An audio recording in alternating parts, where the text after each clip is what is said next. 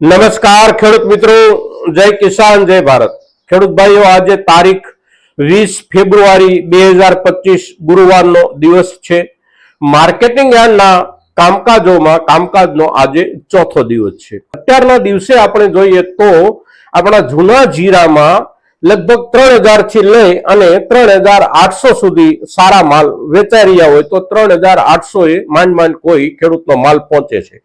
સામે નવું જીરું જે છે એનો ભાવ 3500 થી શરૂ થાય અને 4100 કે 4150 મહત્તમ અટકી જાય છે। હવે આ જે સ્થિતિ છે એ સ્થિતિમાં આવનારા દિવસોમાં એટલે કે હવે પછી આપણી પાસે ખેડૂતો પાસે આપણા ખેતરમાંથી નવા જીરાનો પાક તૈયાર થઈ અને આવી જશે। એમાંથી બજાર તરફ કેટલો જશે અને કેટલો ખેડૂત પોતે સંગ્રહ કરશે એ એક અલગ વાત છે અને એના કોઈ અંદાજો કોઈ બાજુથી આપણને જાણવા ન મળી શકે, કારણ કે દરેક ખેડૂતની પોતપોતાની જુદી જુદી અવસ્થા હોય છે સંગ્રહ કરવાની કે વેચવાની, અને એના કોઈ જાહેર આંકડાઓ આપણને નથી મળતા। અને એ જે જાહેર આંકડાઓ આપણને નથી મળતા, ઉપલબ્ધ નથી થતા, અગર તો જે કાંઈ આંકડાઓ ખેડૂત પાસેનો સંગ્રહ અને બજાર સુધી પહોંચેલો માલ કોઈ પણ સિઝનનો પાકેલો જે કાંઈ હોય તે એના જે આંકડાઓ સાચા ખોટા આખું વર્ષ સુધી બજારમાં જે ફરતા હોય છે એના પરિણામે ક્યારેક ક્યારેક બજાર પર બહુ મોટી અસર પડતી હોય છે। અને અત્યારે જ્યારે નવી સિઝનમાં આપણે દાખલ થઈ ગયા છીએ ત્યારે ભાવોની સ્થિતિ કોઈ બાજુથી સારી નથી, કારણ કે આ અત્યારના દિવસોના જે ભાવ છે એને લાભકારી ભાવ તો આપણે કહી જ ન શકીએ, પણ એને આપણા ખર્ચના વળતર લાયક ભાવ પણ કહી શકીએ એવા ભાવથી આપણો જીરાનો માલ નથી વેચાઈ રહ્યો।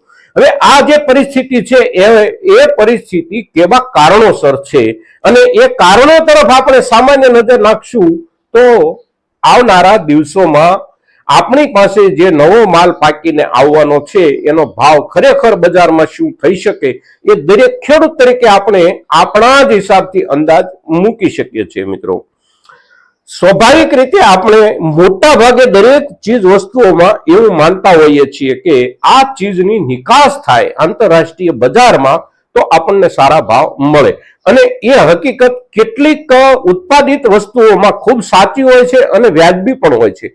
જેમ કે આપણો ડુંગળી જેવો પાક છે તો ડુંગળી જેવા પાકની દુનિયાના તમામ દેશોમાં નિકાસની છૂટ મળે સરકાર તરફથી તો આપણને ખૂબ સારા ભાવ મળી શકે। ઘઉં જેવો પાક છે તો એમાં પણ પરિસ્થિતિ એ છે કે આજના દિવસે પણ અત્યારે જે ભાવથી આપણે વેચી રહ્યા છીએ એનાથી પણ ખૂબ સારા અને ઊંચા ભાવ મળવાની સંભાવના છે દુનિયાના માર્કેટમાં આપણો માલ પહોંચે તો। પણ જીરામાં પરિસ્થિતિ શું છે તો જીરામાં સરકાર તરફથી વીતેલા આખા વર્ષ દરમિયાન નિકાસ પર કોઈ પ્રતિબંધ નહોતો, સાથે સાથે નિકાસ પર કોઈ વધારાનું એવું શુલ્ક નહોતું સરકારનું કે જેની અસર આપણા માલના ભાવ પર પડે।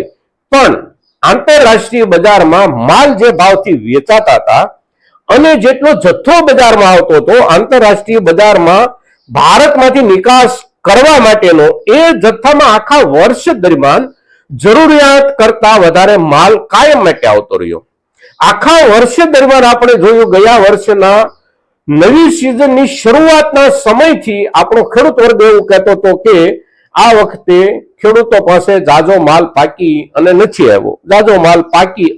આવ્યો, અને એના આધારે શરૂઆતમાં બજાર 3 થી 4 મહિના સારું પણ રહ્યું, પણ ત્યાર પછી બજારમાં માલની આવકોમાં કોઈ ઘટાડો ન થયો અને બજારની જરૂરિયાત કરતા પણ વધારે માલ નિયમિત રીતે બજારમાં જતો રહ્યો બંને રાજ્યોના બજારમાં, કે જે રાજ્યો મુખ્ય જીરાના ઉત્પાદક છે રાજસ્થાન અને ગુજરાત, તો બંને રાજ્યોના બજારમાં પૂરતા પ્રમાણમાં માલ આવતો રહ્યો। વેપારીઓની જે કાંઈ જરૂરિયાત હોય, સ્થાનિક બજારની જે કાંઈ જરૂરિયાત હોય અને આંતરરાષ્ટ્રીય બજારમાં વેચાણ માટેની માલની જે કાંઈ જરૂરિયાત હોય એ જથ્થામાં અને એ દરેક ક્વોલિટીનો માલ બજારમાંથી નિયમિત રીતે જરૂરિયાત કરતા વધારે પણ દેખાતો રહ્યો। થયું એવું કે વિદેશના વેપારમાં આપણે જોઈએ તો ગયા વર્ષ દરમિયાન એટલે કે વર્ષ 2024 દરમિયાન જે કાંઈ જીરાની આપણે નિકાસ કરી છે એ નિકાસનો આંકડો નાનો નથી। વીતેલા તમામ વર્ષોની સરખામણીએ સરેરાશ જે નિકાસ થતી હોય 5 વર્ષની સરેરાશ કાઢવામાં આવે તો એ સરેરાશ નિકાસ કરતા પણ આપણા દેશમાંથી નિકાસ વધારે થઈ છે। આપણા દેશમાં પણ આપણે જે વાપરતા હોય એ પ્રમાણે વપરાયું છે જીરું, અને તેમ છતાં હજી બજારમાં આપણા તરફથી એટલે કે ખેડૂતો તરફથી ગયા વર્ષનો સંગ્રહિત માલ એના એ જ પ્રમાણમાં આવી રહ્યો છે જે આજથી 4 મહિના કે 5 મહિના પહેલા આવતો હોય. તો નવી સિઝન આવી ગઈ, નવો માલ આવવાનો શરૂ થયો, તો હજી અત્યારે પણ આપણા ગુજરાતના બજારોમાં આપણે જોઈએ તો નવા માલ કરતા જૂનો માલ જાજો આવી રહ્યો છે. હવે અત્યારે બજાર અને વેપારીઓ એક નવેસરથી વિચારવા તરફ વળ્યા હોય એવો માહોલ છે કે હજી ખેડૂતો પાસે ગયા વર્ષનો સંગ્રહિત માલ ખૂબ મોટા પ્રમાણમાં જો હોય તો નવી સિઝનનો જે માલ આવવાનો છે એ માલ પૂરતા પ્રમાણમાં બજારની આવતા વર્ષની જરૂરિયાતના પ્રમાણમાં જો પાકી અને આવે, ઉપરાંત વીતેલા વર્ષનો માલ ખેડૂતની પાસે સંગ્રહિત હોય તો બજારને વધારે પૈસા ખર્ચવાની જરૂર નથી એવું બજારમાં એક વાતાવરણ બનવાની શરૂઆત થઈ ગઈ છે. અને આપણા તરફથી હજી પણ જૂનો માલ પૂરતા પ્રમાણમાં નીકળી રહ્યો છે. ખેડૂતો કાયમ માટે એવું કહેતા રહ્યા કે હવે આપણી પાસે કઈ નથી, હવે આપણી પાસે કઈ નથી, પણ આ વાત આપણા ખેડૂતોના મોઢેથી પણ ખોટી સાબિત થઈ છે. આપણી પાસે હજી પણ સંગ્રહિત માત્રામાં પૂરતો માલ છે. દરરોજના આપણા બજારોમાં પણ 1000 બોરી, 1200 બોરી, 1500 બોરી, મોટા માર્કેટિંગ યાર્ડો ઊંઝા જેવા હોય તો એની અંદર 5-5000 બોરી આજે પણ જૂનો માલ આવી રહ્યો છે દરરોજના હિસાબે. આ જ પરિસ્થિતિ રાજસ્થાનની છે.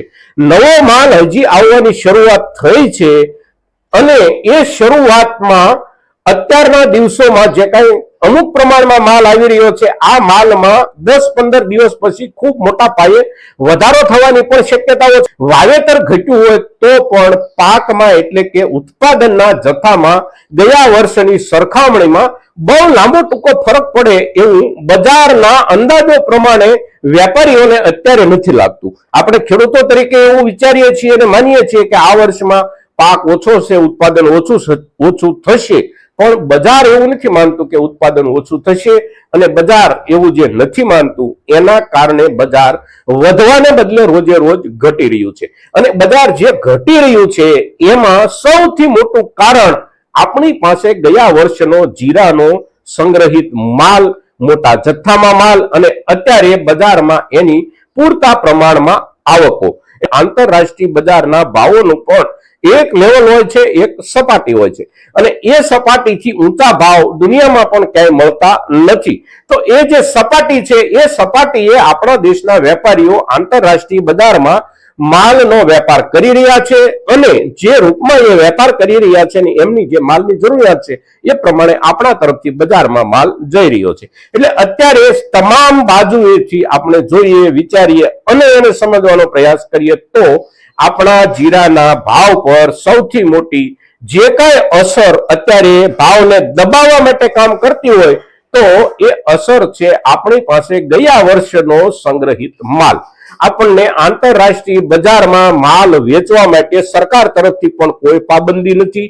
વેપારીઓ પણ પૂરતા પ્રમાણમાં પ્રયાસો કરી રહ્યા છે મોટા પ્રમાણમાં વેપાર થાય એના માટેના, પણ એ બધા પ્રયાસોના અંતે પણ આખરે બજાર અહીંથી વધારે આગળ વધી શકે નજીકના દિવસોમાં એટલે કે 5-15 દિવસમાં એવી શક્યતા દેખાતી નથી, સિવાય કે લાંબા ગાળે કોઈ ઘટનાક્રમ નવાસરથી ઉભો થાય અને એના આધારે આપણા જીરાના પાકના ભાવમાં આપણને વધારો મળે. દોસ્તો, તો આજના દિવસે જીરાની વર્તમાન પરિસ્થિતિ અને જે કાંઈ બજાર ભાવ છે એના ઉપર પ્રભાવ પાડનારી જે કાંઈ ચીજ છે, જે કારણ છે, એ કારણની જ્યારે આપણે ચર્ચા કરીએ છીએ ત્યારે આપણા મહત્તમ ખેડૂતો સુધી આપણી આ ચર્ચા અવશ્ય પહોંચવી જોઈએ અને આ ચર્ચા ખેડૂતો સુધી પહોંચે એટલા માટે આપ સૌનો સહકાર જરૂરી છે મિત્રો. તો વધારેમાં વધારે ખેડૂતો સુધી આપણો આ એપિસોડ પહોંચે એવું આપના તરફથી અવશ્ય થાય એવી અપેક્ષા સાથે જય કિસાન, જય ભારત.